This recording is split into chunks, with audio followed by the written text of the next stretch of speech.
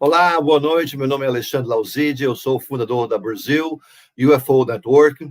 Nós estamos aqui mais uma vez com uma live organizada pela UFO Piauí, lá do César Crispim, de Teresina, na verdade, Floriano, no Piauí, né? Hoje à noite nós temos a convidada Gilda Moura, né? Vou dar um pequeno resumo aqui sobre as atividades no passado de Gilda Moura, né? Ela é psicóloga clínica graduada pela Universidade Gama Filho, no Rio de Janeiro, com equivalência na Faculdade de Psicologia e Educação da Universidade de Lisboa. Didata dos cursos de hipnose clínica e experimental na Faculdade de Medicina da Universidade de Lisboa. Co-diretora com a Fundação Kairos da Universidade de Illinois, em Chicago, nos Estados Unidos, né? E de 6 anos sobre EAC, mapeamento cerebral, pesquisando 4 grupos no Brasil. Os resultados foram publicados em trabalhos científicos nos Estados Unidos, Portugal e agora no Brasil. Participou como palestrante na Conferência de Estudos de Abdução no MIT, ou MIT, que é Massachusetts Institute of Technology, nos Estados Unidos, em 1996. E em congressos no Brasil, Estados Unidos, Argentina, Chile e Portugal. Autora dos livros Transformadores de Consciência, editora de Conhecimento, O Rio Soberano, da Record, editora do Conhecimento, e do Pacto dos Ancestrais, da editora Jaguatiraca Digital. É consultora científica, membro fundadora e anterior vice-presidente da Imaginal, Associação Portuguesa de Hipnose Clínica Experimental, e da Alubrate Portuguesa, e membro da diretora da Academy of Close Encounters Therapy, ou seja, a terapia de pessoas que tiveram contatos perto dessas entidades, a CCET USA, e consultora da revista UFO. Ela hoje nos traz o tema: quem somos nós? Contatos alienígenas ou herança cósmica? Pessoal, dei boas-vindas hoje à noite para a Gilda Moura, que está conosco. Boa noite, Gilda. Oi, boa noite, Alex. Boa noite, Vanderlei. Oi, boa noite, Vanderlei. Tudo bem? Boa noite, Gilda. Boa noite, Alexandre. Boa noite a todos.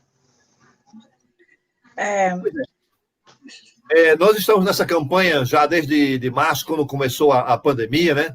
Nós fizemos vários fóruns, agora nós estamos no final do ano com algumas lives especiais como a sua, né? E pedimos a todos que, na medida do possível, que estejam nos assistindo, a contribuir com cestas básicas para os nossos irmãos lá no interior do Piauí e do Maranhão. Realmente tivemos um grande resultado, né, dessa campanha, né? E estamos aqui com a ajuda, dessa vez, também nos trazer informação. Nós colocaremos ao longo da palestra da Gilda as informações de como entrar em contato com o César Crispim, da UFO Piauí, lá em Floriano, no Piauí. Ok? Então, Gilda, agora é com você. Vanderlei, vou minimizar a nossa imagem para a Gilda fazer a introdução dela e entrarmos na live já daqui a pouquinho. Tá bom. Eu quero, em primeiro lugar, agradecer ao UFO Network e ao UFO Piauí por esse convite, essa oportunidade de estar fazendo essa live com vocês, e também, o que é muitíssimo importante, podendo ajudar aí nessa campanha de cestas básicas, né? Quem puder colaborar, será muito bom.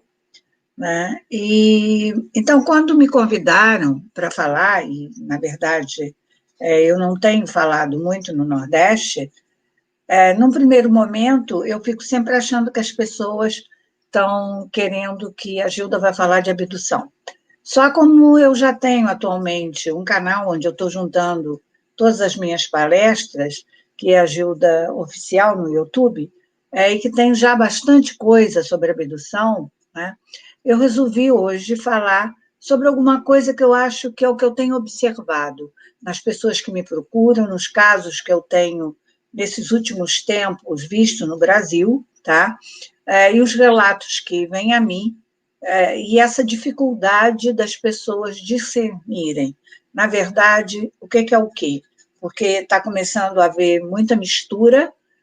Antigamente, eu pesquisava abdução por 30 anos, era muito mais fácil, apesar de ser muito traumático na época, mas era muito mais fácil separarmos, porque a abdução tem um padrão, tinha um padrão, na verdade, que tinha um princípio, um meio e um fim, e aquilo era repetitivo em todas as pessoas que tinham passado, com pequenas diferenças, ou dos seres, ou do que viam, do que ouviam, do que acontecia, mas seguiam aquele padrão dentro de um episódio. E como isso atualmente não está ocorrendo mais, eu já tenho relatado isso várias vezes em palestras, ou mesmo em outros vídeos que já estavam aí gravados, né, que a abdução mudou. Quer dizer, atualmente é muito mais um contato, é muito mais fora do corpo do que é físico. E mesmo o fenômeno atualmente é muito menos físico, né? Raramente hoje em dia você vê alguém dizer que pousou a nave, que viu seres saírem de dentro da nave, né? Então, quando nós resgatamos memórias, tá, é muito importante saber separar essas memórias, o que elas são simbólicas, o que elas são reais, porque, na verdade, uma memória nunca é um fato, ela é uma representação de um fato ocorrido que é real para a pessoa, tá?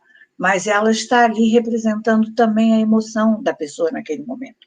Então, quando nós saímos daquele padrão, a gente tem que começar a pensar um pouquinho mais, que memórias são essas?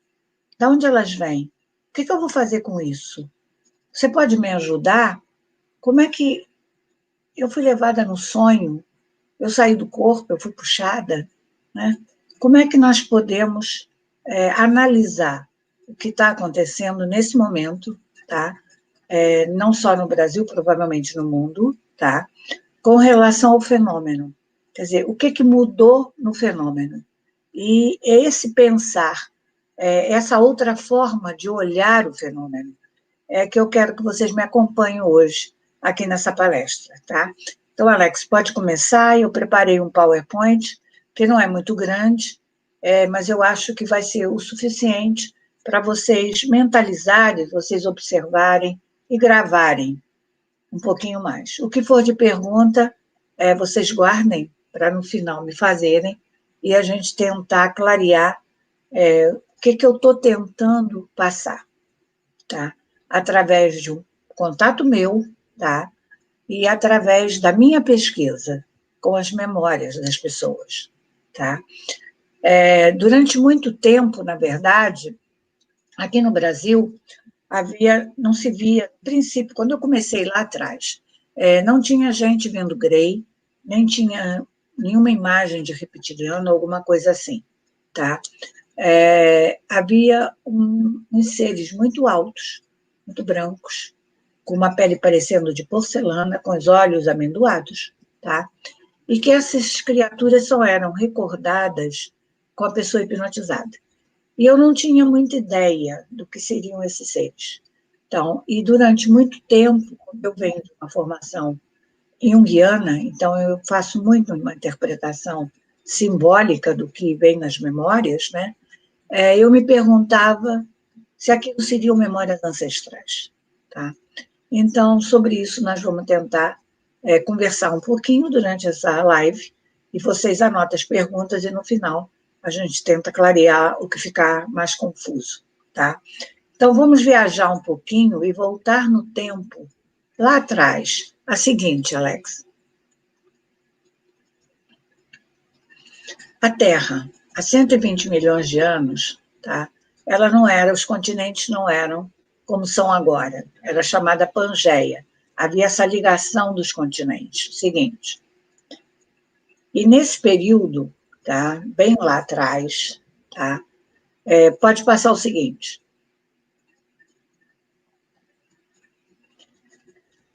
Nós vamos conhecer, e vai ser conhecido e falado dentro de toda a literatura esotérica, um continente chamado Lemúria, que teria dado início à nossa civilização, tá?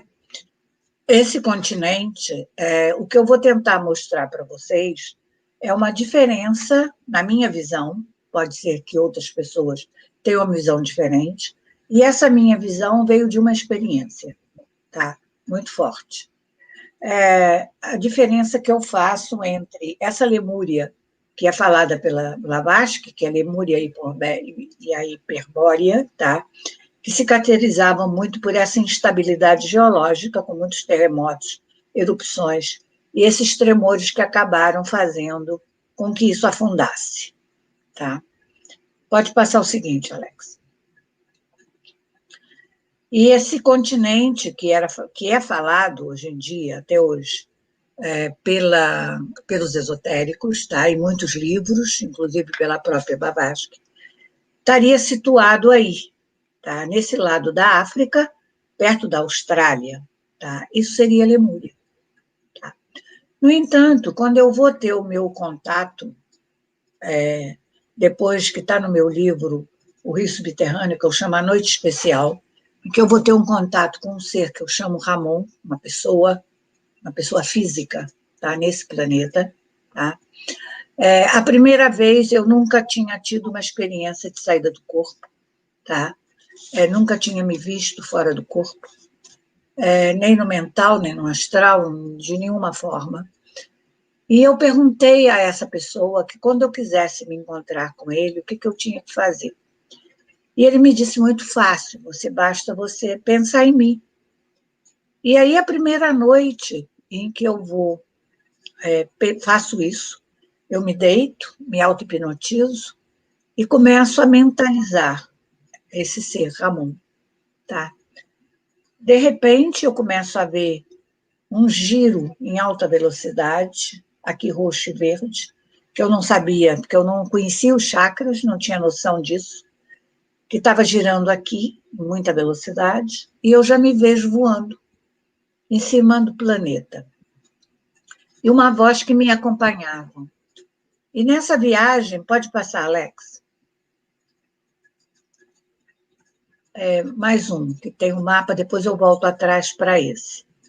Isso. E eu voando por cima do planeta, tá? Eu vejo uma imagem muito parecida com essa, não exatamente, tá?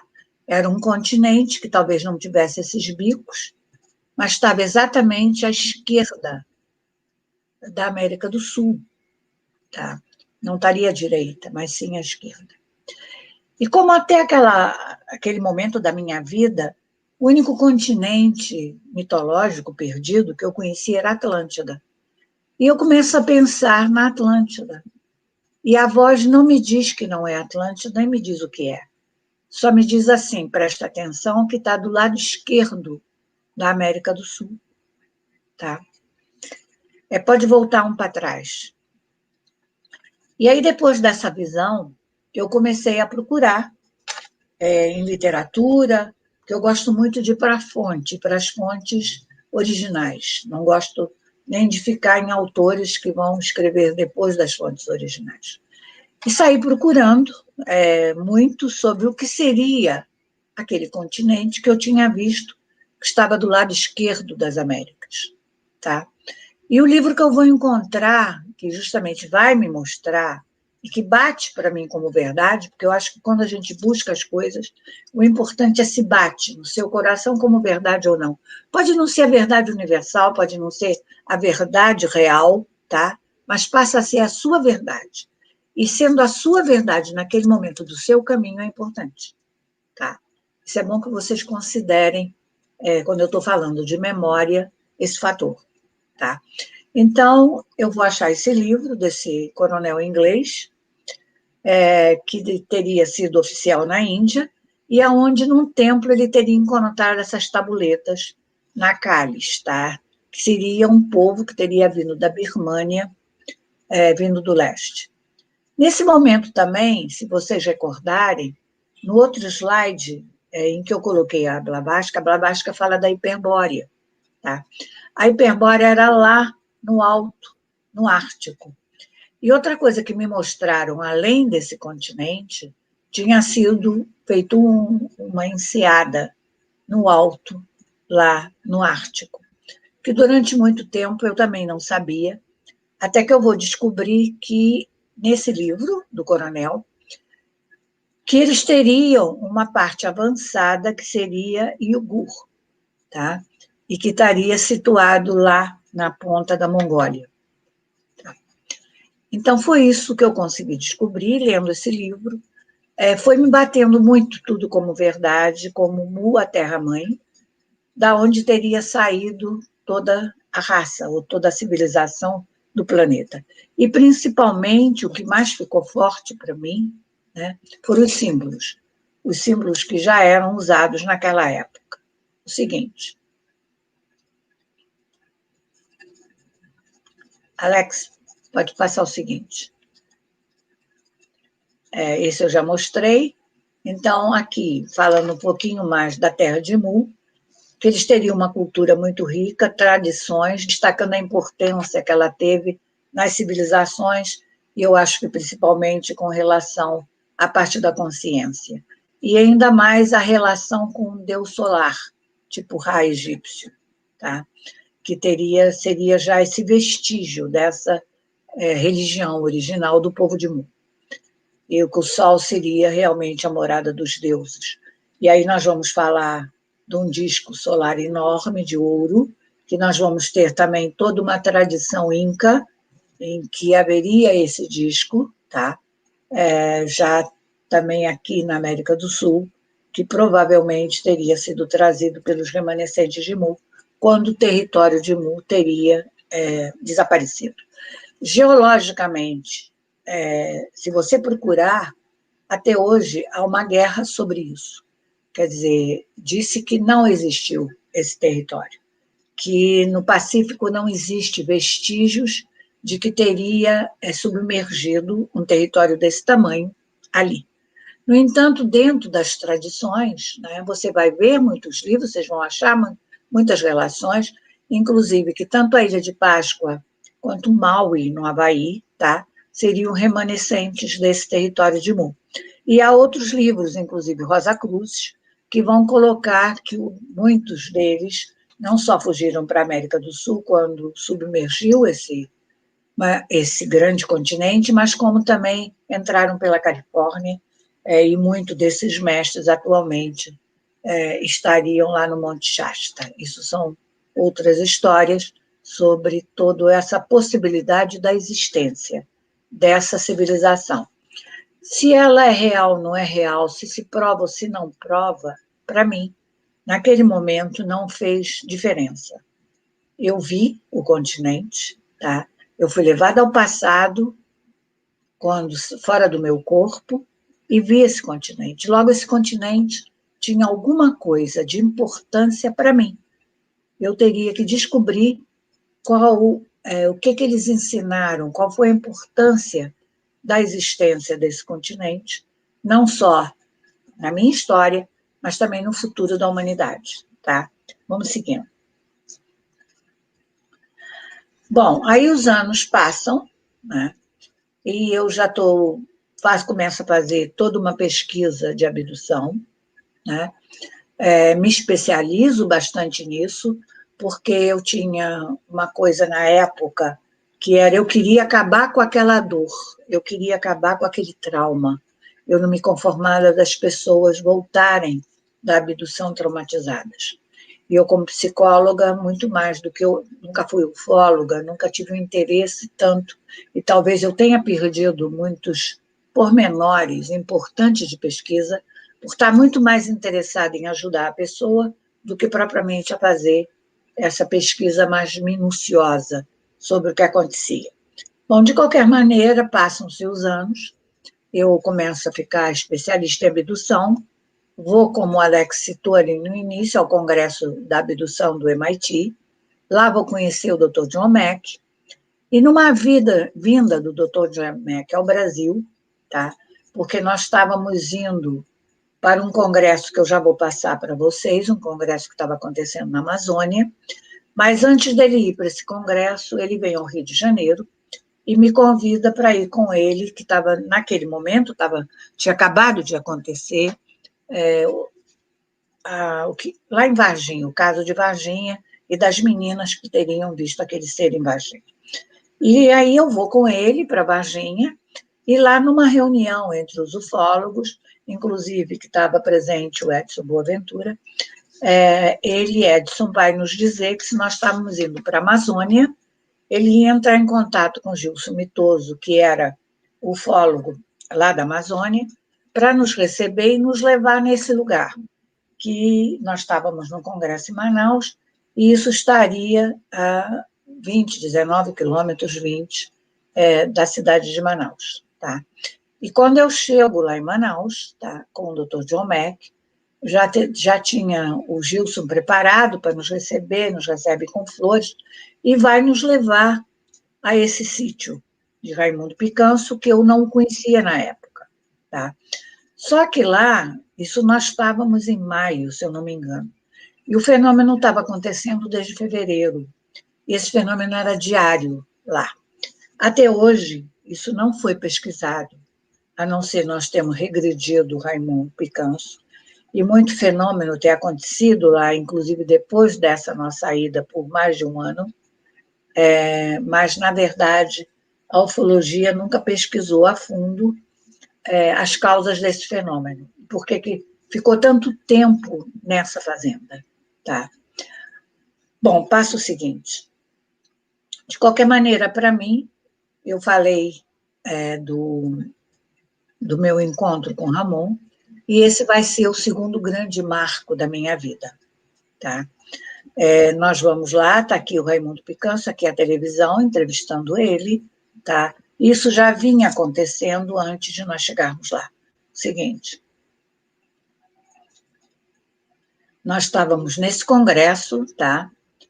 Tecnologias do Sagrado, no hotel em Manaus. E eu vou ao sítio do Picanço 3 vezes. A primeira, Dr. John Mack, eu e o Gilson. Depois eu com o Dr. Pierre Weil, já falecido, fundador da Universidade da Paz. E no terceiro, eu vou levar alguns dos investigadores que estavam presentes, o Dr. Norma, que fazia pesquisa comigo, o Felipe Bandeira de Mello e o próprio Gilson Mitoso. Na verdade, o que vai acontecer, que foi impactante na minha vida, é no primeira ida, que sou eu e o John, que vamos com o Gilson. Tá? Seguinte. Está aqui o slide da época, o Gilson Mitoso, o Dr. John Mack, o Picanço e eu, ainda novinha. E aqui está o Pierre Weil, eu e o Picanço também, nessa outra foto. O seguinte. Bom, a única descrição que tem do que aconteceu naquela noite, tá? Foi feita pelo Gilson para a revista UFO, que está aqui no número 51, em junho de 97. Tá? Volta um slide, Alex, por favor. O que aconteceu aqui? Nós estávamos aqui, nessa fotografia, que está o Dr. John Mack, nós estávamos fazendo a entrevista do Picanço, nós tínhamos gravadores, o Gilson tinha colocado uma câmera num tripé, tá? E não sei por que, em um determinado momento, eu tenho vontade de ir lá fora, e vou para a varanda. E quando eu vou para a varanda, eu vejo 2 estrelas, uma branca e uma vermelha em cima, branca embaixo. A esposa do Picanço me diz que era a estrela, só que quando eu olho de novo, tinha trocado. A vermelha foi para cima, a branca foi para baixo. Eu disse, bom, isso não é estrela. Eu fiquei observando, aquilo foi descendo, e lá o fenômeno é muito baixo, em cima da copa das árvores. E em pouco tempo estavam todos os pesquisadores, John Mack, todo mundo lá junto comigo na varanda, e a gente ficou observando aquela luz baixinha. Tá? O que aconteceu é que não estávamos só nós. O Picanço tinha convidado outras pessoas que já tinham chegado e que estavam na varanda do lado de fora, e um deles, que era até um português, que era de um lugar de aeronaves que tinha, um aeroclube que tinha ali perto, ele vai colocar uma luz estroboscópica na cerca desse grande gramado, era um grande campo, pasto enorme, essas luzes estavam lá atrás, ele vai colocar essas estroboscópicas. O seguinte, pode passar outro, essa outro... Ah, não, aqui... Bom, voltam para trás. Ali é só as regressões que foram feitas, né? Após esse fenômeno, que agora eu vou terminar de relatar, nós estávamos todos perto dessa cerca, tá? Vendo essas duas luzes, a branca e a vermelha, e, de repente, gente, passa um campo elétrico em cima de nós, descarrega todos os relógios, os cabelos todos se arrepiam, de todo mundo, tá? E uns minutos depois disso, a noite literalmente vira dia. A sensação é que tinha iluminado um campo de pouso, mas eu tenho isso gravado, essa noite virando dia, e que é muito comum, muitas vezes, no fenômeno ufológico, não é? E aí, depois disso, tudo se apaga, e como ali o fenômeno já vinha acontecendo desde fevereiro, eles já sabiam que acontecia de 2 em 2 horas, e que não ia acontecer mais nada até 2 horas depois. Então, a esposa do Picanso foi fazer jantar para nós, eu fico do lado de fora, John Mack entra e regride o Picanso, tá? E quando eu entro, ele estava já regredindo o Picanso, apesar do Picanso falar inglês, estava pedindo para o John Mack trocar comigo, e eu troco e eu continuo a regressão dele, tá? E essa regressão do Picanso é uma regressão típica de abdução, em que ele se vê levado como se fosse uma cesta, ele e a menina dele, que naquela época tinha 2 anos, tá? E ele se vê depois no hospital, não via a filha gritando feito um desesperado, foi muito traumático. E como tinha muita gente na sala, a esposa dele me pede para que eu traga ele de volta, tá? E o Picanso volta. Essa foi a primeira regressão. Eu faço uma segunda nele após o congresso, e depois eu e o Dr. John Mack vamos ser regredidos no PIA, 4 ou 5 anos depois, para ver o que nós tínhamos na nossa memória sobre esse fato. E como a do Dr. John Mack foi mais lenta, sobrou muito pouco tempo para a minha regressão, tá? Então, eu vi, mas eu percebi que eu não estava revivendo o que tinha me acontecido, tá? Depois, em Portugal, eu vou pedir ao Dr. Mário Simões para me regredir outra vez ao que tinha acontecido naquela noite. E é quando eu vou reviver e vou realmente perceber tudo que tinha me acontecido. Agora, vocês vão ver, a partir de agora, o porquê que eu estou contando essa história, tá? Que foi muito impactante na minha vida, mas que é importante para que vocês entendam o que eu penso de tudo isso, de todo esse fenômeno. O seguinte. Então, esse aqui à direita é um desenho, uma foto de um desenho que alguém já tinha feito da nave que tinha visto lá, e esse desenho é o que eu faço depois da minha regressão. Tá? Nós todos, aqui seria o campo, e uma nave desse tamanho, que teria posado, que tinha toda essa luz. Eu não vi isso. Isso estava só gravado na minha memória. O Dr. John Mack, na regressão dele, ele não consegue ver, mas ele consegue perceber uma luz enorme nos olhos dele, e consegue recordar que a noite virou dia, naquela noite. Tá? E o mais importante disso aí é que o Dr. John Mack volta com uma sensação de êxtase no peito, depois da regressão, para recordar o que tinha acontecido, e eu também. Quando vou fazer, não nessa regressão que ele me fez no PIA, mas na regressão em Portugal, eu vou voltar com essa sensação de êxtase, uma sensação de que eu vi Deus. Tá? Eu não vi Deus, mas a sensação era essa. Seguinte, esse é o ser que eu vi na regressão. Esse aqui era um outro serzinho que, desde a primeira regressão do John Mack, eu tinha visto que tinha alguém do meu lado com capacete, mas eu não consegui ver. Tá?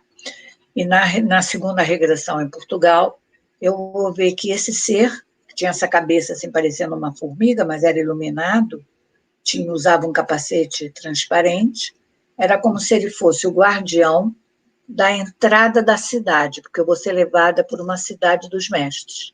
E nessa cidade, dentro de uma sala, vai me aparecer esse ser, com esse chapéu que tinha quase 2 metros de altura, vestido como um sacerdote. Tá?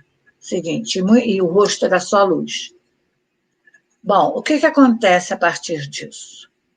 Eu só tinha ouvido falar em Rei do Mundo, Melquisedeque, a nível esotérico. E eu tenho aquele meu lado muito científico que eu quero prova.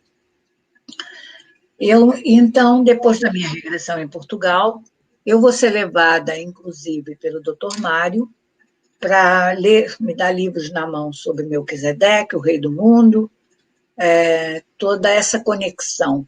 E eu começo a perceber que, inclusive, o chão daquela sala na Cidade dos Mestres era preto e branco, como se fosse um lugar iniciático.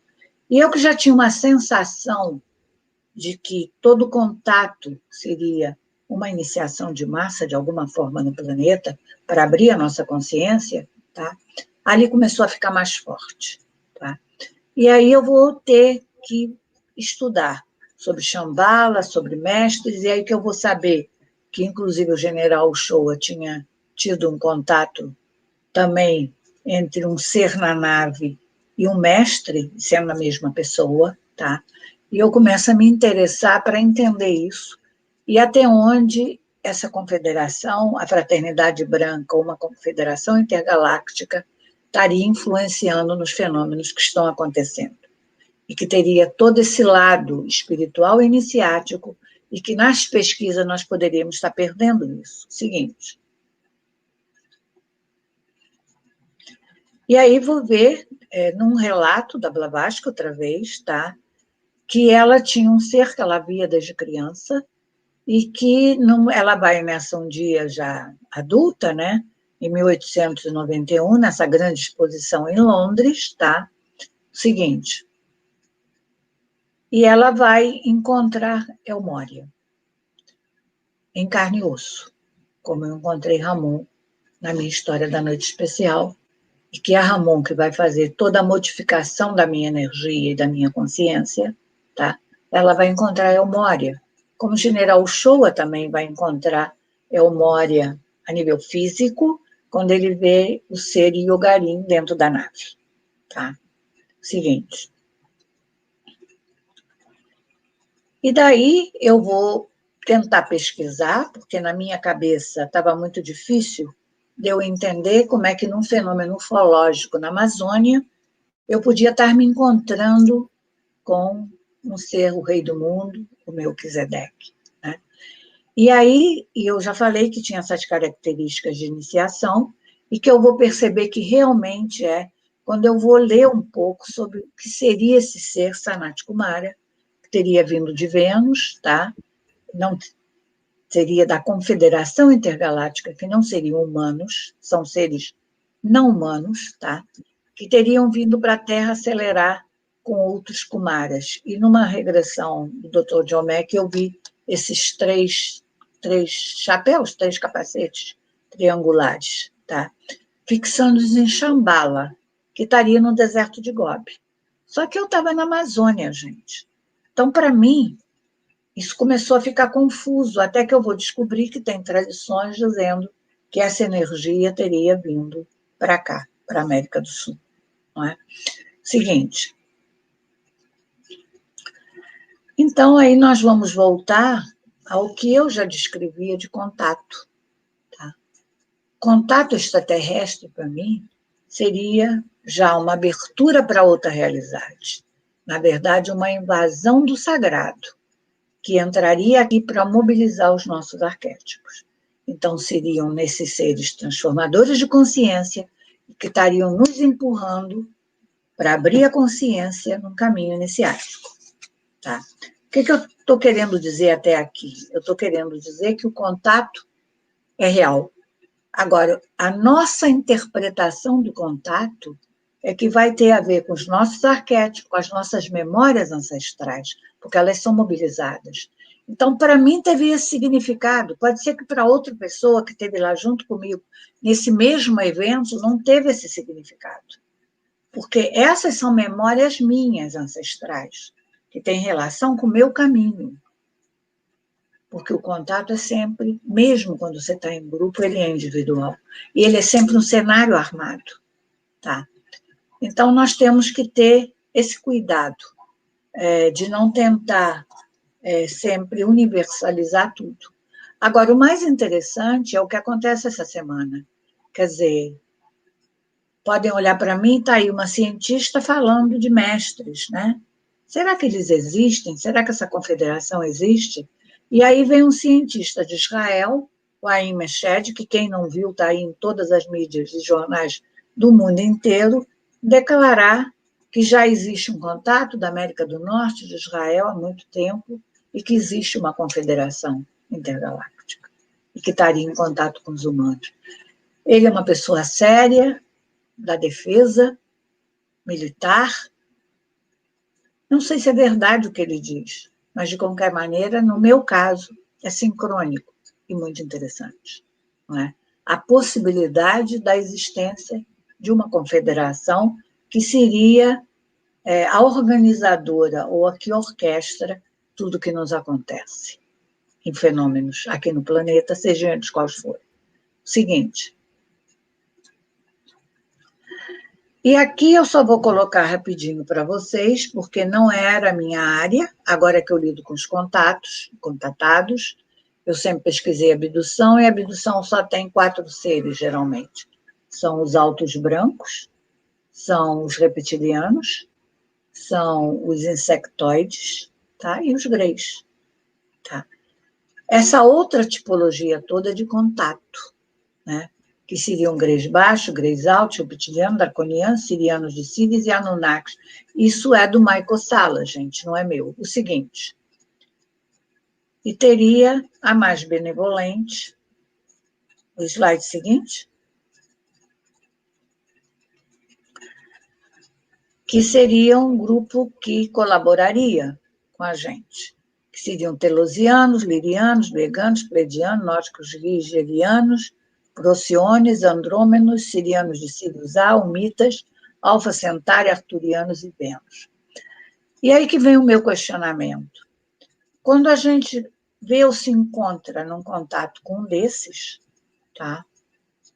Que estão dentro dessa descrição dos contatados, tá? Na verdade, é um holograma? É uma projeção? Eu que vou interpretá-lo como pleidiano, ou ele vai me dizer que ele é pleidiano, tá? Ou é uma interpretação pela minha vivência anterior, pela minha ancestralidade, tá?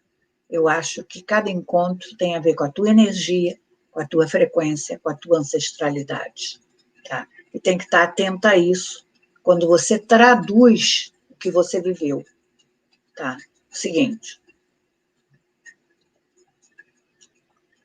Então, por quê? Porque nós estamos chegando no momento do planeta que, com todos os conhecimentos e toda a expansão da consciência nossa, nós vamos ter que começar essa parte que eu mais gosto atualmente, aprender a viver multidimensionalmente, porque a realidade se expande junto com a expansão da nossa consciência. Então, nós temos que aprender a ser galácticos, deixar de ser só humanos. O Dr. Léo Springo, há muito tempo atrás, que foi quem começou toda essa pesquisa de contatado, porque ele começou a fazer as reuniões do Rock Mountain de contatos, tá? Ele já dizia, esses seres estão aqui para nos ensinar, para nos transformar em cidadãos humanos, cidadãos cósmicos ou galácticos, né? Mas como vamos cultivar esse conhecimento galáctico e os inserimentos e os ensinamentos que as inteligências não humanas transferem através de informações no cérebro como download telepático, gente? Isso é o que eu mais escuto atualmente. Recebi um pacote de informação. Esse pacote é rápido, telepático, tá? Tem acontecido, inclusive, com cientistas. O cientista que fundou a organização Free nos Estados Unidos, ele recebeu um download desse tipo. Eu estou fundando um instituto, que é esse que está a logomarca ali em cima, o Instituto Gilda Moura. Eu não queria fazer instituto, mas eu recebi um download veloz em vídeo, em 10 minutos, para montar esse instituto. Então, isso vem acontecendo com toda essa... a nossa abertura de consciência está nos proporcionando isso. Então, nós temos que começar a aprender com essa expansão. e não nos assustar, como eu tenho escutado atualmente, as pessoas muito assustadas. Tem que aprender a lidar com isso, porque é a sua consciência que está expandindo, é a sua verdade, é a sua experiência, a experiência real. A experiência é física, mesmo fora do corpo, ela tem uma porcentagem que é física, que você sente, tá? Agora, a interpretação que você vai dar ao que você viveu, ao que você percebeu, aí vai depender dos seus arquétipos, da sua ancestralidade. Seguinte. E por que isso? Eu aqui coloquei poucos slides desse livro que nem é novo, Prisma de Lira, que é de uma contatada, tá? E que ela vai mostrar isso nesses 2 quadrados bastante interessantes. Você tem uma fonte, que é o Uno, e você está conectada a tua energia a essa fonte, pode chamar de mônada. Em outras tradições, há muitas tradições e muitos nomes para as mesmas coisas, tá? E você vai se fractar, você vai ser dividido em outras partes, tá? Seguinte. E é importante ter em conta que, mesmo sendo parte do todo que se fragmentaram, cada consciência retém a lembrança de todos os níveis de densidade, mesmo que inconscientemente. Mas tem uma parte desse conhecimento que fica esquecido, que é o que nos acontece. Então, à medida que a nossa consciência vai se expandindo, a gente vai tomar consciência dos nossos outros eus. Por isso, a pergunta no início da palestra, quem somos nós? Eu acho que nós conhecemos muito pouco quem somos, tá? E quantas partes nós podemos ter espalhada por outras dimensões ou por outro tempo no universo. O seguinte. Então, você, quando vai se tornando quântico, tá? É aquele fora do tempo. Esse aspecto para você acertar possibilidades nesse fluxo temporal, tá? Sem passado, presente e futuro, tudo com eterno presente. Mas como você, nessa hora, você não tem ego, porque o ego, a gente precisa dele nessa terceira dimensão, mas ele não pode ser o senhor, ele tem que ser submetido ao teu eu superior, tá? E quando você está num fractal, você está pelo universo, você não tem esse ego. E o seu princípio organizador, que por forma de ter outro termo, você pode chamar de eu superior ou quântico, é que vai te levar para a experiência. Esse é um livro de Miguel Mendonça, que escreveu também junto com Bárbara Lamb, que é uma amiga minha, sobre os híbridos e a possibilidade das existências de híbridos no planeta. O seguinte. E a partir daí, nessa parte toda que eu coloquei, que você tem que se tornar, você vai perceber que você tem uma exoconsciência, né? Que a Rebeca, que eu conheço, que já escreveu, inclusive, com Juliano Posati, um livro sobre exoconsciência. Quer dizer, o que é essa consciência?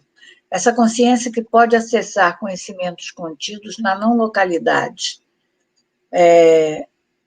Então, essa exoconsciência pode beber disso, desde agora, por esses aprendizados recolhidos pelos seres universais ao longo de sua jornada evolutiva. O que significa isso? Que esse meu eu, essa minha consciência expandida, ela pode se juntar, se conectar imediatamente, tá? Não local, com qualquer outra parte do universo, com qualquer outra inteligência do universo não humana, tá? Agora, a gente tem que só ter consciência do seguinte: você vai conectar o que estiver próximo à tua frequência. Você não vai se conectar além de. Não vai achar que porque você tem essa facilidade, que você está ouvindo a voz de Deus, ou de um ser muito superior. Você vai ouvir o que a tua frequência estiver pronta para. Tá? O seguinte. E aí, depois de tudo isso, né, eu venho da psicologia, e daí já dava meus cursos há muito tempo, tá? Baseada no Ken Wilber, que é um dos pensadores mais importantes dentro da psicologia transpessoal, E um livro do Ken Wilber chamado Transformation of Consciousness foi o grande achado para me começar a entender o que estava acontecendo com os abduzidos quando eu estava pesquisando. Por isso mesmo que um dos meus livros se chama Transformadores de Consciência, né? E, para minha surpresa, o ano passado, tá? Um dos que fazem parte do Instituto dos Estudos do Ken Wilber, ele cria esse Exo Study Institute, que seria um novo olhar sobre o extraterrestre, um novo olhar sobre o alienígena. Tá? Então, quer dizer, Exo Study vem de fora, externo, é o estudo metadisciplinar de todos os fenômenos anômalos que estão fora dos nossos modelos atuais de explicações e visões da realidade. E dentro disso, de meta, tá?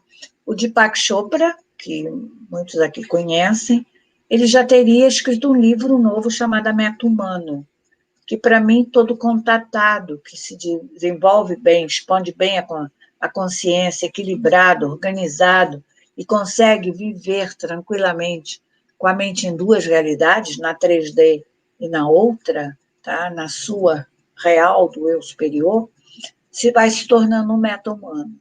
Tá? Então, seria uma metadisciplina para a gente estudar esses fenômenos. O seguinte. Então, esse Exo Studies une todos esses estudos, avistamento de OVNIs, encontro com inteligências não humanas, fenômenos paranormais, poltergeist, experiências anômalas, como abdução em contato, alterações do tempo e espaço, todas as formas legítimas de seres e fenômenos que causam estranheza, vivendo em um multiuniverso multidimensional, povoado, eu não consigo ler o final, porque está para baixo, para mim. Mas, resumindo, o Exo Study abrangeria todo o estudo de todos os fenômenos estranhos que acontecem com o ser humano. E, gente, hoje em dia, que as pessoas têm mais abertura para isso e menos medo de serem chamados de loucos, tá? As pessoas falam um pouco mais do que acontece com elas, tá? Isso está acontecendo no mundo inteiro, né?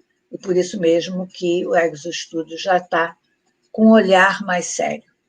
Pode passar o seguinte, eu vou colocar esse olhar como dividiria esse estudo para nos facilitar, tá? Teria essas 3 áreas principais, o cultivo da consciência multidimensional, que é para facilitar a percepção consciente da realidade maior de multiversos invisíveis, dos quais estamos inseridos. A gente não vê, mas eles estão aí. O desenvolvimento de uma humanidade centrada e conectada à galáxia, através da exploração da dinâmica cultural que torna esse assunto tão tabu hoje em dia. Tá? E o estabelecimento de uma metaciência integrativa capaz de dar sentido não reducionista à ampla gama de fenômenos exo, para os quais já temos evidências bastante sólidas. Não é? Seguinte, para tornar essa nossa área do saber um pouco mais científica. Né? E ele é muito interessante porque ele vai abranger tudo. Então, ele vai dividir em 3 domínios, que é desde a época de quem vê fada, seres que seriam os chamados extraplanetários, seriam os galácticos, e os celestiais, como os anjos, arcanjos e outros. Tá? Então, você teria a possibilidade de acessar ou ter contato em qualquer um desses 3 domínios. Tá? Seguinte. Mas esses seres com a aparência deles, né? Por todos os estudos, nós temos humanoides e não humanoides, tá? Qualquer corpo ou forma que não se pareça com o humano. Seguinte. Mas o que esses seres estão querendo aqui? Para esse estudo da Exo Studies, teriam 4 tipos. Seriam uns que são só intrusos, uns que são manipuladores, um que vem nos ajudar e outros que só vêm observar. Tá? Mas Michael Salas, que é outro ufólogo, também vai concordar com esses tipos. Tá? Seguinte. Quem são esses seres, gente? Quais são as hipóteses? É isso que eu estou aqui questionando desde o início dessa minha live. Tá? Então, aqui tem uma lista de todas as hipóteses que já rolam por aí. Poderia ser extraterrestre, extradimensional, viajantes temporais, pode ser governo secreto, psicossocial está só na sociedade, na nossa mente, luzes da Terra, como os terremotos, uma hipótese intrapsíquica, uma hipótese cocriativa, uma inteligência artificial, uma civilização separatista e, por último, que é a que eu gosto mais, uma hipótese integrativa, em que vai se tentar juntar todas essas hipóteses numa única possível e importante, tá? Justamente para a gente conseguir entender. E aqui o mais importante, esses contatos, esses seres são reais, tá? Eles são reais e não reais, eles são físicos e não físicos. Estão entre duas realidades, a dimensão física e dimensões paralelas. Essa característica de duplicidade paradoxal está presente na maioria dos encontros relacionados aos fenômenos.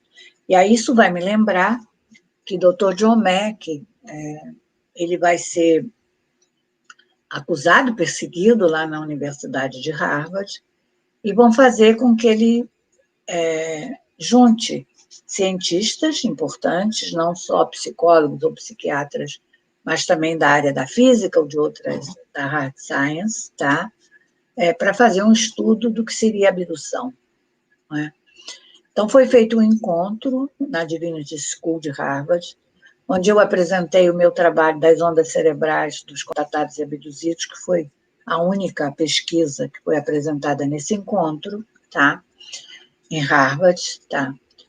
E foi um encontro fechado, que nós nunca pudemos divulgar quem estava presente ou a discussão toda, apesar de que eles catalogaram tudo que foi dito, que foi discutido, que foi muito importante. Tinha a presença também de 8 abduzidos pesquisados pelo Dr. John Mack. E a conclusão maior era isso, que o fenômeno se passava em 2 mundos, se passava em 2 realidades, na física e na não física. E que essa não física seria como uma realidade imaginal. Ela é semifísica, ela é menos densa que a nossa, mas ainda é física, tá? Então, agora, nos Exo-Studies, uma coisa atual, do ano passado, tá? Nós vamos voltar a esse mesmo questionamento. E Dr. John Mack, no final dessa reunião, uma das coisas que ele colocou, e que é muito importante, que a nossa ciência, naquela época, não teria como investigar um fenômeno que se passava nesses 2 mundos. Inclusive, um deles era de frequência, de energia, tá? E que energia era essa? Eu me lembro que no fim da reunião era a grande pergunta: essa energia é igual Ti? Essa energia, que energia é essa? Energia nossa, do nosso ser físico? Ou que frequência é essa? Tá? E por incrível que pareça, como os cientistas nunca quiseram realmente ajudar nessa pesquisa, até hoje nós continuamos sem resposta. Que energia é essa? Que frequência é essa? A nível científico, a nível alternativo já tem muita coisa, tá? Mas eu estou dizendo a nível aceito pela ciência, né? Então, o Dr. John Mack, quando falece, que ele é atropelado lá em Londres, ele estava tentando construir uma metodologia, tá? Para fazer esse estudo, que pudesse estudar o fenômeno nessas 2 realidades, na física e na não física. Tá? O seguinte. Então, para terminar a live de hoje, para abrir para perguntas de vocês, tá? Nós temos que estar consciência disso nesse momento. Tá? Nesse alvorecer de uma nova era quântica, apresenta-lhe o paradigma radical que você não é seu corpo ou a sua situação, mas sim pura energia, pura consciência. Você existe em um multiverso holográfico, interconectado, na qual você está literalmente pulando de um universo paralelo para outra, em todas as escolhas que você faz. O que isso quer dizer? Que cada vez que a gente abre a consciência numa determinada escolha certa, você pode estar mudando o seu futuro, porque você acessou uma outra vida sua, paralela à que você vive aqui, você nem percebe. Você troca de vida, troca de linha sem perceber. Então, hoje em dia, é abertura para isso, para quem somos nós no mundo físico, tá? Nesse estudo de realidades e frequências, tá? E de outros mundos, é que nós temos que estar com a mente aberta, essa consciência expandida, e consciente de que nós não somos só esse corpo físico, esse euzinho, tá? Na verdade, nós somos o nosso interior, a nossa frequência, é um fragmento de alguma coisa muito maior, e que esse fragmento tem consciência quando ele está fora do ego. E consciência desses multiversos, consciência dessas outras realidades, consciência dessa possibilidade de alcançar passado, presente e futuro, tá? E trazer essas informações para o nosso presente, tá?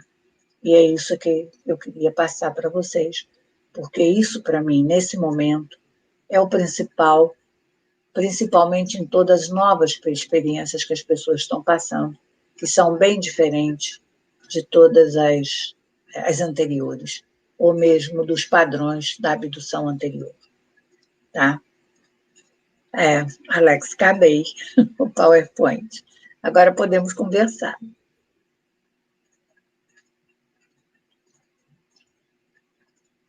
Eu só espero ter conseguido passar para vocês o que eu queria, dentro da minha visão, nesse momento, tá? Para ajudar as pessoas cada vez mais a se entender e a entender os fenômenos. Tá? Perfeito. Eu estou emocionado e muito agradecido pela sua palestra de hoje à noite, né? Porque Obrigada. Realmente foi dinâmica, tem tudo a ver com a espiritualidade e a ufologia, né? Realmente Isso. muito, muito bom mesmo. E agora nós vamos entrar aqui com as perguntas, né? Com o Vanderlei. Olá, Vanderlei, boa noite. Oi, novamente. Vanderlei, boa noite mais uma vez a todos. Eu vou passar aqui embaixo as informações de como entrar em contato com o César Crispim para a doação das cestas básicas para os nossos irmãos lá no interior do Piauí e do Maranhão, né, que estão realmente extremamente muito necessitados pela sua ajuda. Vanderlei, vamos lá às perguntas enquanto eu passo aqui a informação. Bem, eu vou começar com uma pergunta, não é uma pergunta, é uma solicitação, de Maria José. Ela pergunta como é que ela faz para ver o vídeo que se transformou noite em dia. Não tenho esse vídeo. Não. Nós não temos vídeo do que nos aconteceu. O fenômeno foi muito rápido, de repente, e nós não registramos o fenômeno. Nós só temos a vivência do fenômeno, mas não temos o registro. Perfeito. Mas o que eu quero dizer para ela é que mesmo na Operação Prato, tinha um relato do coronel em que ele dizia que na hora que a nave estava em cima deles, a noite virou dia. Ele também viu isso na Amazônia. Tem muitos relatos que quando as naves estão próximas, a noite vira dia. Tá? Perfeito. A Denise Mendes pede para a senhora falar sobre monolitos. Não sei o que é. De monólitos, que estão, inclusive, aparecendo nos desertos, que apareceu em outros países. Eu tenho visto, mas eu não sei o que é, e acho que já tem muita especulação sobre isso. Eu já vi canalizações dizendo o que são esses monolitos por aí, tá? Já colocando como seriam para acertar a frequência do planeta, pelo que vai acontecer agora em dezembro. Eu leio tudo, tá? Agora eu fico esperando a resposta concreta da ciência para saber o que é. Tá? Essa é a minha visão. Interessante é que no filme Odisseia no Espaço, 2001, se eu não estou enganado, existia exatamente uma imagem de um monolito onde tinha vários macacos, né? Ou seres ainda Não, mas não aqui, se eu desenvolvidos isolados, né? E estão fazendo exatamente essa referência do retorno. Tá, se eu for pensar em monolito, quer dizer, na figura dele, que já antigamente, nas civilizações antigas, você encontra, tá? E eu tenho, inclusive, uma experiência com, como é que chama? Um monolito, mas daqueles da época celta ou anterior aos celtas, não é? Que tem os cromlechs. E eu tenho, então existia um desses de pedra, enorme, muito parecido com esses, tá?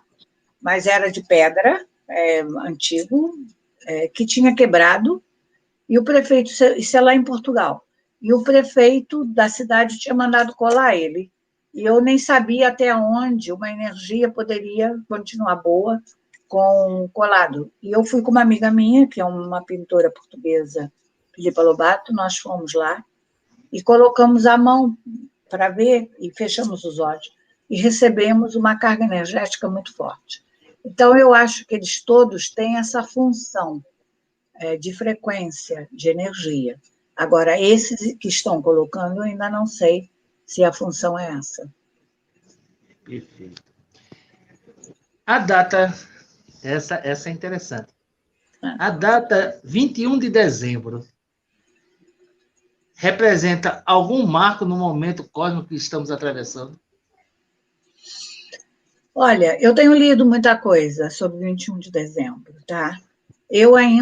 Gilda, não me concentrei para ver se para mim tem algum sentido, se realmente tem alguma coisa, algum marco, alguma coisa importante que vai acontecer, ou bom ou mal para o planeta, ou se vai haver alguma mudança ou não.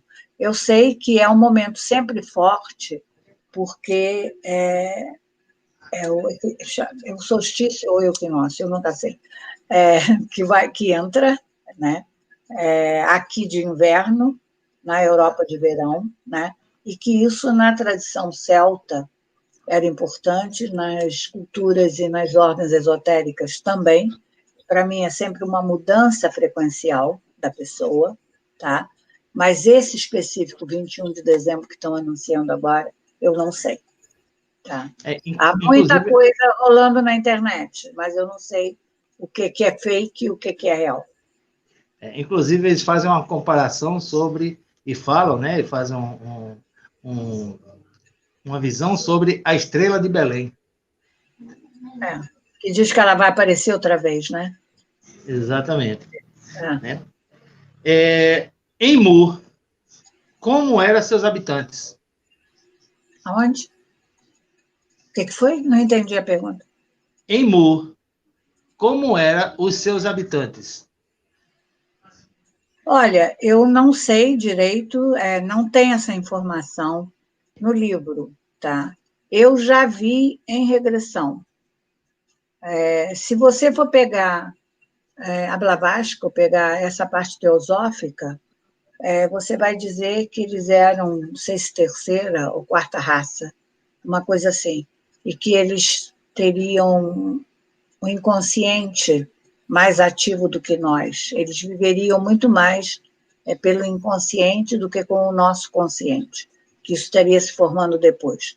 Na minha intuição, eu não vejo assim.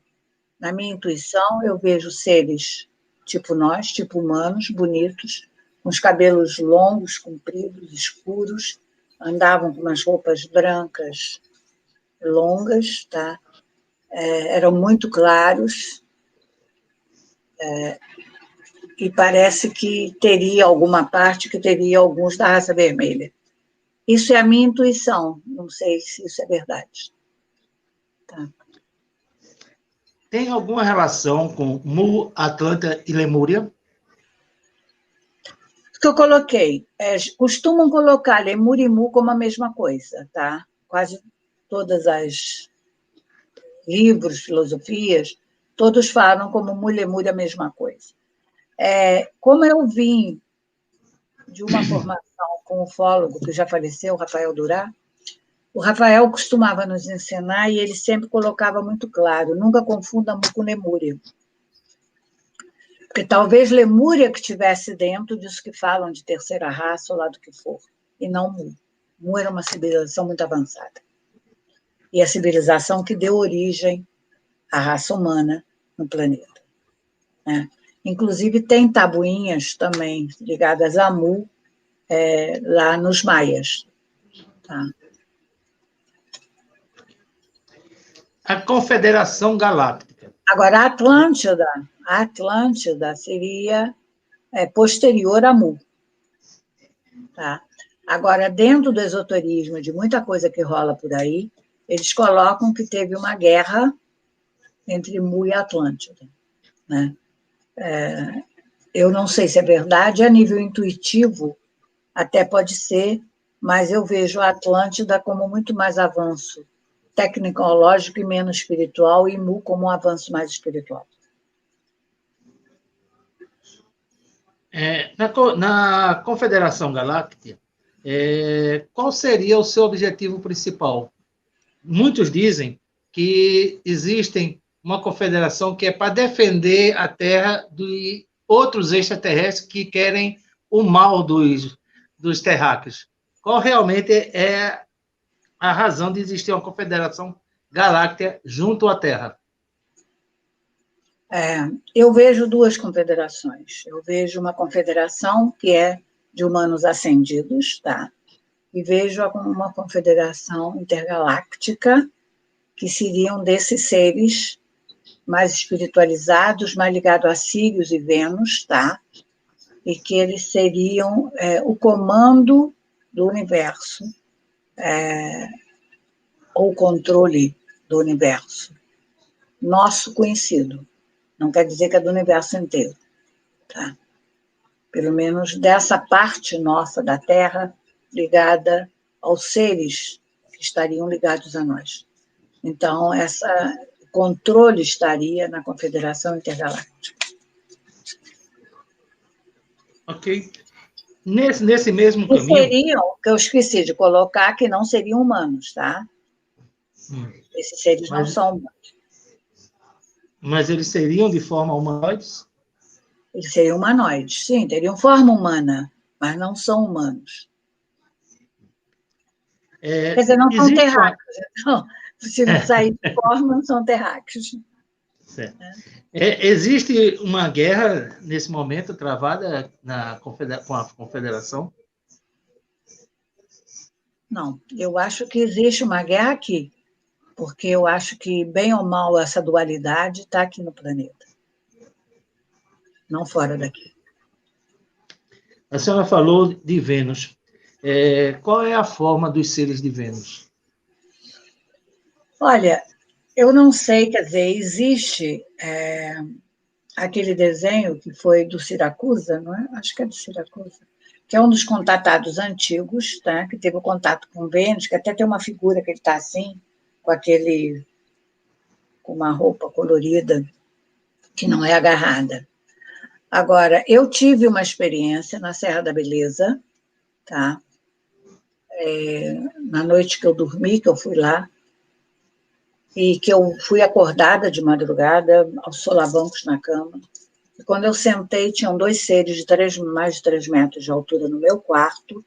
Eu nunca vi nada no meu quarto, só para clarear. Nunca. Na minha vida inteira. Foi a primeira vez. Tá? Não sei se era holograma, porque não se mexeram nem se falaram, mas que teria esse uniforme que depois eu pesquisando, cheguei à conclusão que eram de Vênus. Que rola na internet, os seres de Vênus seriam louros, com aquele uniforme. O que eu vi não era, ele tinha o cabelo castanho, e uma pele bonita, um homem bonito, era um casal, mas tinha esse macacão feito de Vênus, era um macacão vermelho, com um cinturão e bota. E agora, o que se diz é que em Vênus que estaria, e Vênus tem passagem por Órion, tá? Que estaria o centro da Confederação. Okay. Isso bate aquilo que eu coloquei numa hora da palestra, tá? O que você lê seja de A, B, C ou D, seja na internet ou que seja, aceite só o que bate para você como verdade. Então, eu estou passando o que bate para mim como verdade, não quero dizer que seja a verdade, entendeu? Perfeito. Exatamente isso é o que pergunta mais uma pessoa. Ela gostaria de saber o que é ser galáctico, o que precisa e o que muda na nossa vida. Eu acho que ser galáctico é a gente começar a ter essas experiências de 2 níveis, você conseguir viver na 3 dimensão, na tua vida comum, de casa, de filho, de pagar conta, de trabalhar, e tem uma outra parte sua que já consegue viver no que nós chamamos eu superior, tá? Com essa consciência mais ligada a outras consciências, a outras verdades, a outros níveis de frequência, tá? Aí você se torna galáctico e você tem acesso imediato, tá? A outras consciências ou a outras realidades. Nós participamos ao mesmo tempo de muitos universos. Isso. Nós teríamos aquilo, como eu coloquei os fragmentos, tá? Você poderia ter partes suas em outros universos. Eu não digo outros universos, mas pelo menos noutros sistemas aqui, ou noutros planetas. Né? E como nós controlamos isso ou como temos conhecimento disso? Como se controla? Como? Sim, como nós temos o conhecimento que nós estamos hoje participando do terceiro e da quinta dimensão, por exemplo. Porque para mim é pela análise do que você recebe, do que você toma conhecimento, tá? Você tem que filtrar tudo que você acessa, todos os downloads ou o que seja. Então, por essa qualidade da tua energia, pela qualidade do que você acessa, você começa a perceber aonde a sua consciência está alcançando ou não, se está indo além ou não do teu universo aqui, dessa realidade. O Reinaldo de Abreu, ele pergunta, a senhora conhece os contatos, ou o contato de Mônica Medeiros com Sheliana falando sobre um trabalho espiritual? Conheço, sou amiga da Mônica. E como ele se relacionaria com o momento galáctico?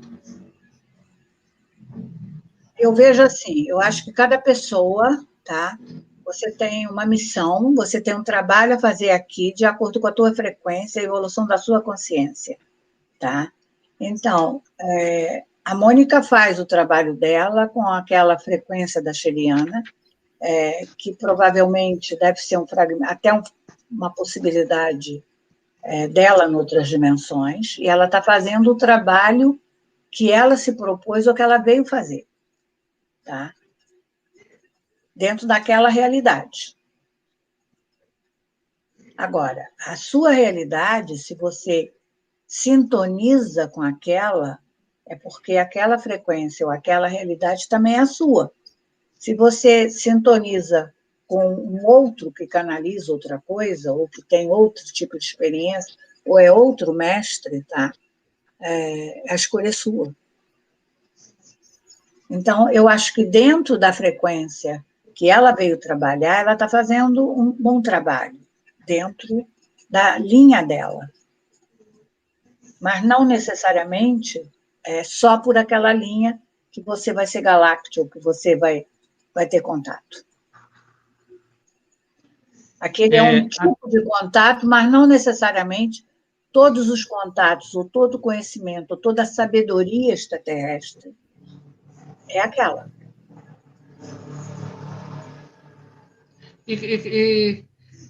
A Dani, né, nesse exatamente de saber... Só um minuto. Rafael Durá já dizia o seguinte, você tem a sua verdade, tem a minha verdade, mas existe a verdade.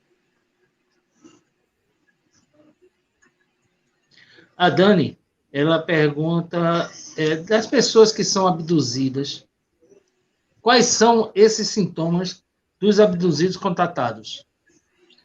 É uma lista enorme de sintomas.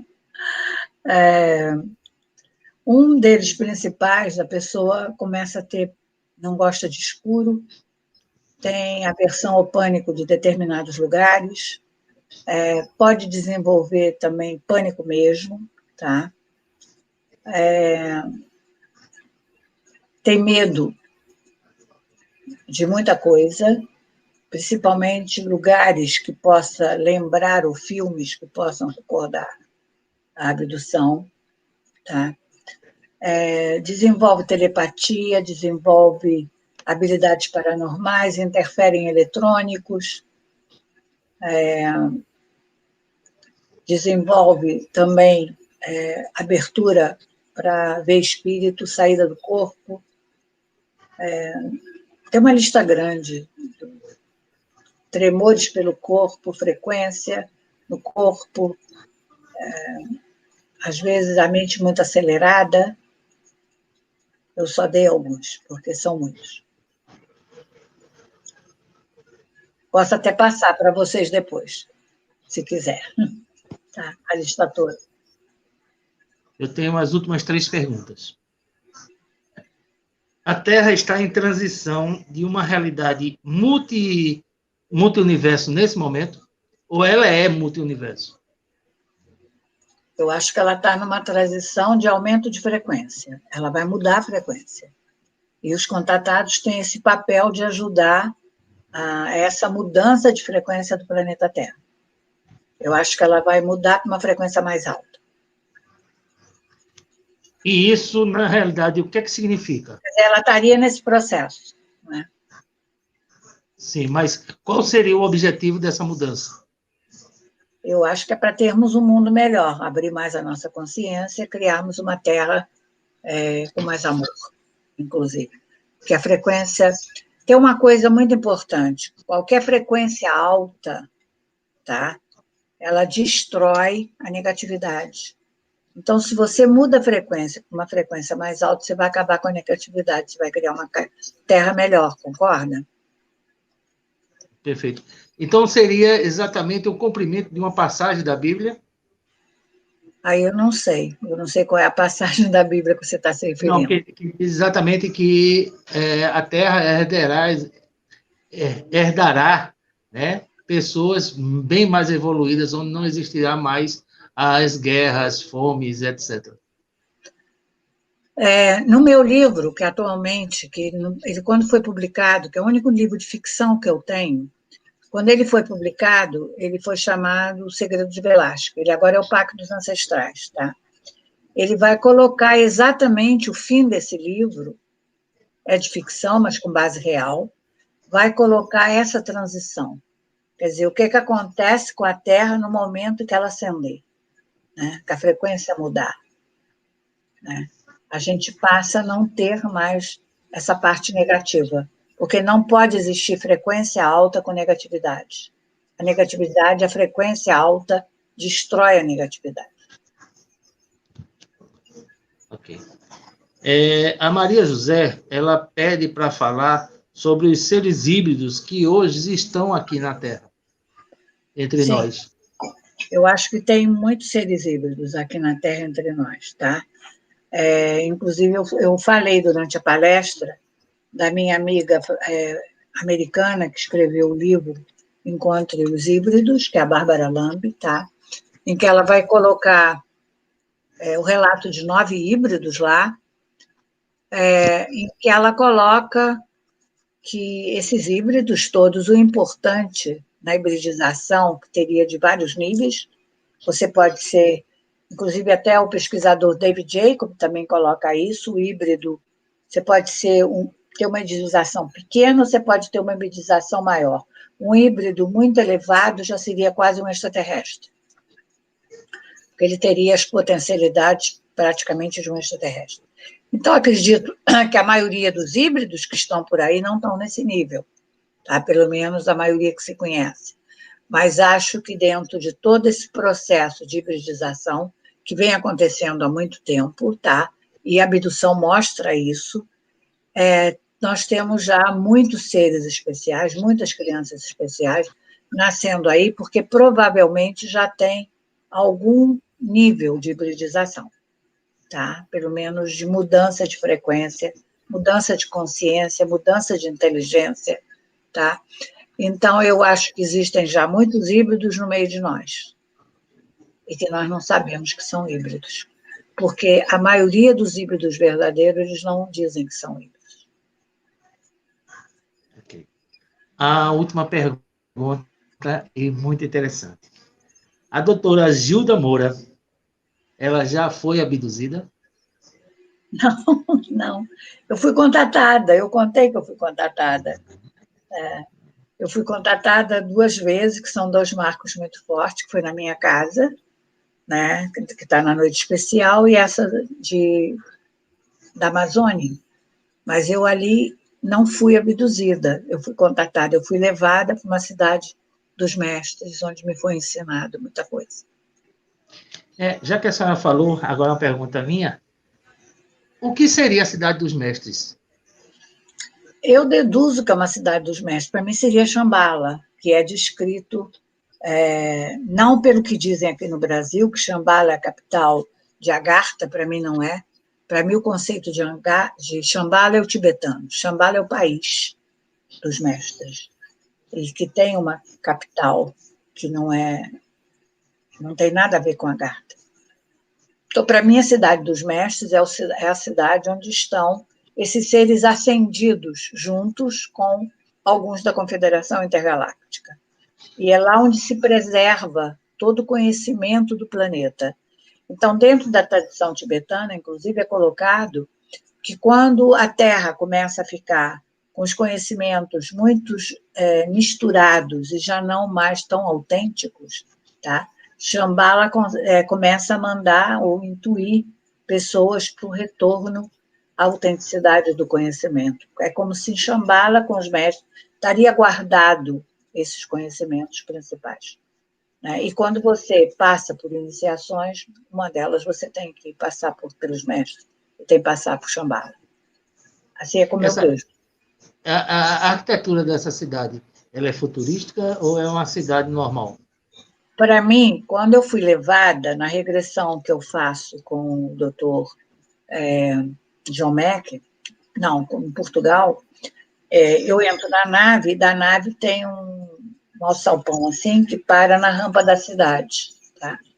Naquele momento, eu sinto que alguma coisa muda. Eu não sabia se era o tempo ou se era a dimensão. E eu fiz eles me regredirem para lá e para cá para que eu pudesse perceber. E eu percebi que, para entrar naquela cidade, o que mudou foi a dimensão. Tá? Então, a Shambhala, essa cidade que eu fui, tá? Era branca, tem muitas cúpulas de cristal. Você pode chamar de futurista, não sei. Mas a cúpula, por exemplo, da sala que eu estava, não era futurista, era de cristal, mas era em gomos. Não me lembrava uma coisa de futuro. Me lembrava mais uma coisa de moderna, mas de passado. Bem, eu tenho aqui várias pessoas agradecendo pelas informações, pela brilhante palestra, né? Muito esclarecedora. E eu encerro aqui as perguntas, agradecendo a todos a participação. É contigo agora, Alexandre. Está de parabéns, doutora. Tá, obrigada. Olha, eu tinha várias perguntas, mas todas foram respondidas aí, porque a audiência realmente estava muito ativa e perguntando aí, o Vanderlei ajudando aí na seleção das perguntas, né? Doutora Gilda, realmente a sua palestra foi gratificante, realmente iluminada, né? Informações fantásticas sobre a parte científica e a parte espiritual da ufologia. Porque eu acredito que nós somos seres de luz vivenciando uma experiência humana aqui na Terra, né? Então, essa nossa história aqui de ser humano aconteceu muito tempo atrás. Nós estamos aqui somente de passagem. E esses nossos irmãos galácticos já vivenciaram essa experiência e já estão num outro nível. Estão retornando aqui para nos auxiliar, nos ajudar a compreender que o nosso planeta foi construído para abrigar a vida, né? E nós não podemos destruir da forma que nós estamos fazendo, em todos os sentidos. É assim que eu vejo. E quando eu fui contatado, eu até posso dizer assim, contatado, tudo mudou em mim. Minha percepção... Mas se você não muda, não foi real. Exatamente. Exatamente. Entendeu? Tudo mudou em mim. E eu sou levado assim, orientado a divulgar isso em todos os meios que nós podemos. Eu quero agradecer ao César Crispim pela oportunidade aqui de ter nos convidado de participar desse esforço aí, na condição de trazer a ufologia e a espiritualidade juntos, né, para a compreensão de todos, né, e também a oportunidade de ajudar o próximo aí, que esse pessoal aí no interior do Piauí, lá do Maranhão, estão precisando muito da nossa ajuda, né? Essa campanha que nós estamos fazendo já desde de março, né? Tem dado resultados fantásticos. Eu quero, assim, passa aqui a informação de como entrar em contato com o Crispim, né? Caso queiram ajudar e saber mais sobre o projeto, né? Aqui está o contato dele, né? Lá em Floriano, no Piauí, né? Quando eu estive no Piauí, eu perguntei ao pessoal, aqui é quente? Ele disse, olha, aqui cada um tem um sol, é tão quente, mas o calor humano é muito maior. Eu fui muito agraciado e, assim, assim, grato mesmo pela oportunidade de estar lá dando palestra. E eu tenho certeza, doutora Gilda, que depois, quando tudo passar, essa pandemia, nós vamos nos encontrar lá em Teresina, né, que é lá onde o Crispim faz os fóruns internacionais de ufologia e espiritualidade. Doutora Gilda, as suas considerações finais agora, depois eu passo para o Vanderlei. Tá, muito obrigada outra vez a vocês, tá? Obrigada a todos que participaram pelas perguntas. Eu quero dizer que eu tenho uma dificuldade. Como eu sou psicóloga e faço uma pesquisa bastante do lado científico, tá? Eu raramente, mesmo que as perguntas sejam em direção para que a contatada responda, de um modo geral, quem responde é a psicóloga, tá? Se a contatada fosse responder, muitas dessas perguntas, eu daria uma explicação enorme, muito mais ligada à frequência ou às coisas que eu penso. Mas como as coisas que eu penso ou que eu sei do meu contato, tá? Como eu disse várias vezes durante a palestra, é a minha verdade, tá? E eu tento não passá-la sempre mais já com embasamento científico, tá? É por aí. Eu estou dizendo isso porque algumas perguntas eu respondi curto, quando teria uma resposta muito maior, tá? Vanderlei. Bem, eu queria só eu queria agradecer novamente a doutora Gilda pela brilhante palestra.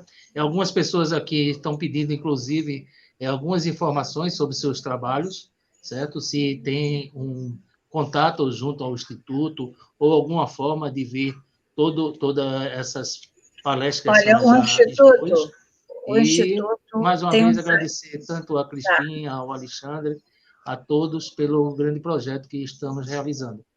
Tá, obrigada a você, obrigada ao Alex, mas deixa eu colocar essa informação.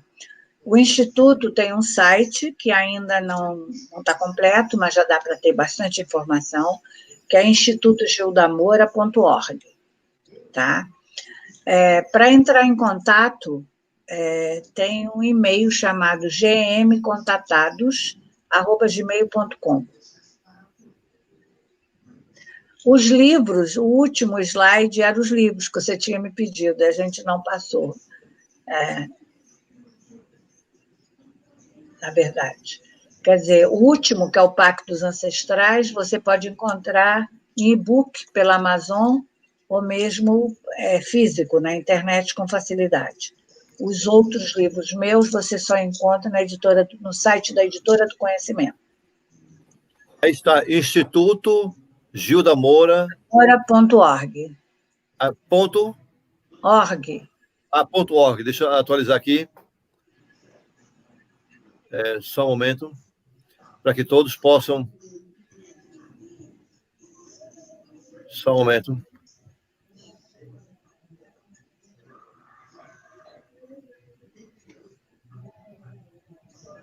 Quando a gente faz ao vivo, é punk, viu? Deixa eu ver se eu consigo atualizar aqui a informação.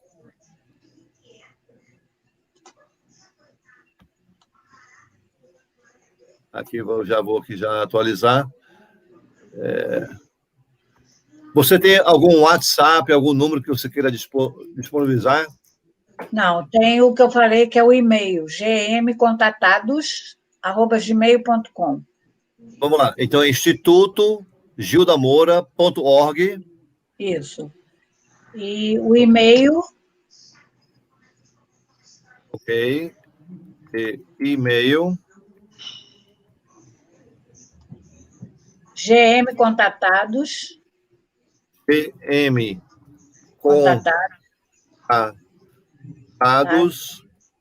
gmail.com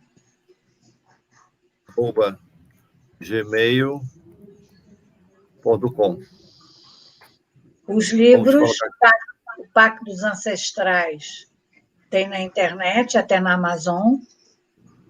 Tem e-book, tem papel. E os outros 2 livros, que é o Rio Subterrâneo, Os Transformadores, a Editora do Conhecimento, no site. Pronto, então, aqui está, então, www.institutogildamoura.org e e-mail, né? gmcontatados@gmail.com. É isso aí? É isso aí. Ok. Pessoal... Desculpe, o áudio aqui está falhando para mim. Mas tá bom para mim. Desejo a todos tá bom para você, doutora Gilda. Um bom final de semana. Obrigada. E obrigada a vocês, tá? Mais uma vez, obrigado a todos aí. Parabéns mais uma vez pelo programa, pelas cestas básicas, toda essa ajuda que vocês estão fazendo. Vamos ajudar aí o pessoal do interior do Piauí, do Maranhão, né? Isso é importante nesse momento, vocês não têm a menor ideia. Em todo o Brasil, não é só no interior do Maranhão e Piauí. Muitos de nossos irmãos brasileiros estão passando extrema dificuldade decorrente dessa pandemia aí, sem precedentes, né?